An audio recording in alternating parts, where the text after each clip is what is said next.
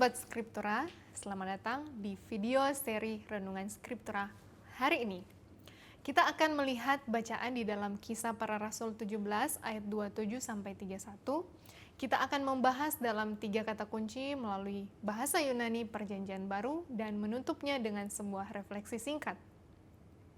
Kata kunci yang pertama ialah zetin, yang artinya mencari. Di ayat 27, kata ini menjelaskan bahwa manusia diarahkan untuk mencari Tuhan.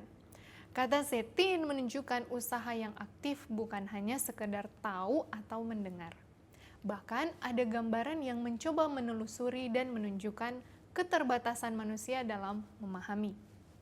Teks ini juga menegaskan bahwa Tuhan tidak jauh dari setiap orang, sehingga pencarian ini memiliki tujuan yang jelas dan tidak sia-sia. Kata kunci yang kedua ialah metanoin, yang artinya bertobat. Di ayat 30, kata ini berarti perubahan arah hidup. Metanoin bukan hanya soal perasaan, tetapi perubahan cara berpikir yang menghasilkan tindakan baru. Teks ini menegaskan bahwa sekarang Tuhan memerintahkan semua orang di mana saja untuk bertobat.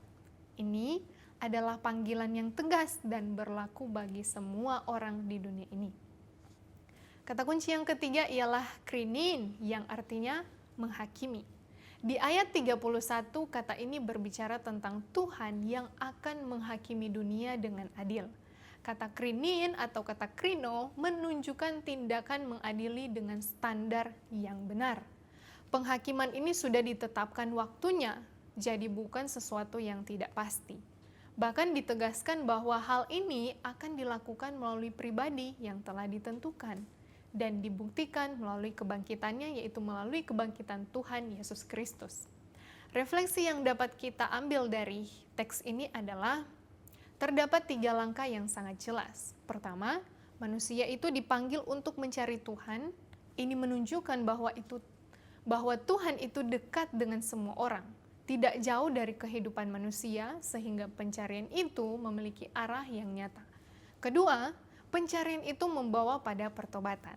Artinya, ketika seseorang mulai mengenal Tuhan, ada respons yang diharapkan, yaitu perubahan hidup.